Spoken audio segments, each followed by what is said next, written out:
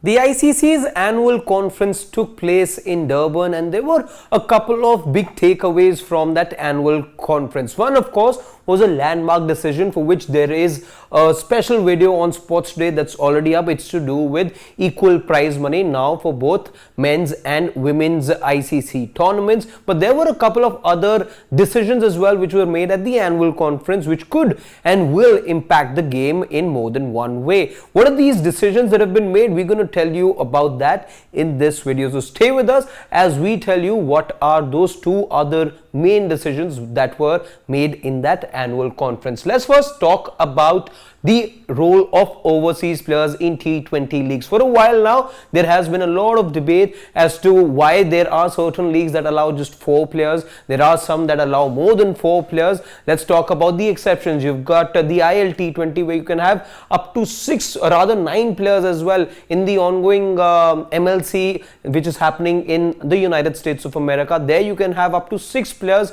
as far as overseas players go. But now the ICC has come up with new regulations so as to ensure that cricket and its popularity grows in a certain way as far as these mushrooming T20 leagues is concerned. But the role of overseas players has now been defined. Now there can't be more than 4 overseas players, be it active or retired, and 7 local players. This is what has now been made mandatory by the ICC. The reason for that? Well, let's tell you the reason. Well, this is to fight the player drain which has been feared by some of the full members from the mushrooming T20 leagues. Let's talk about, let's say, nations like Scotland. Let's talk about nations like Afghanistan or Netherlands.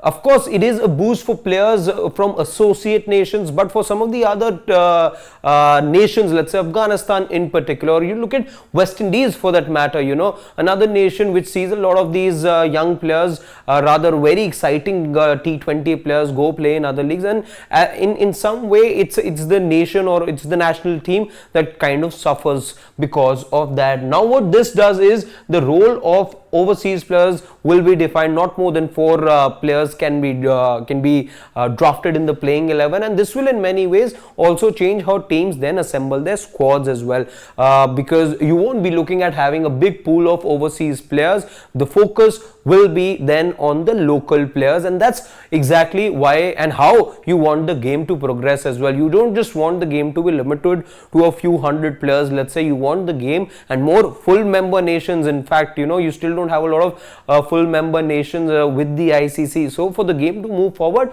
you need young talent, and you need talent from the native nation or the local talent to be getting that platform, and not, let's say, what's happening as far as the MLC is concerned or the T20 is concerned, where a lot of the headlines are then grabbed by the overseas players. But there is something more that's worth talking about here as far as this particular move is concerned. On Monday, when the ICC chief executives, when they first met, the members of the executive committee, well, 6 of them, when they met, the first proposal was that 4 overseas players and a minimum of 4 local players in all leagues was actually voted down 8-6. This was in fact the first proposal which was made on Monday. But then what happened? The chief executives, the executive members rather, they reassembled on Tuesday, and this is what was finally then approved by the executive members. Now what has been approved is that a maximum of 4 players will be involved, but there is a caveat over here. Now it says that you need 7 local players, but look at this.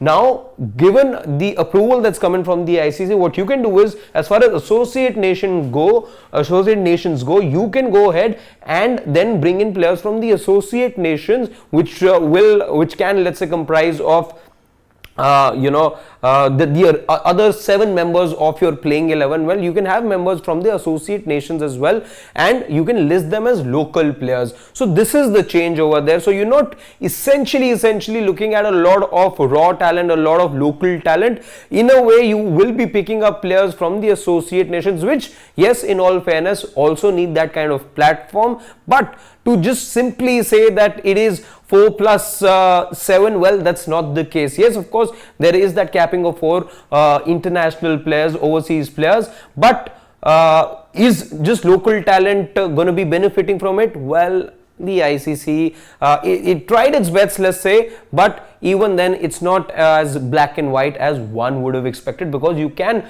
draft players from the associate nations and list them as locals. But there was just one aspect, or one of the two takeaways from the ICC annual conference that we earlier referred to. Let's talk about the other talking point from the ICC annual conference. And what now the ICC have done is they have also revised, or they've made changes to the fines for slow over rates.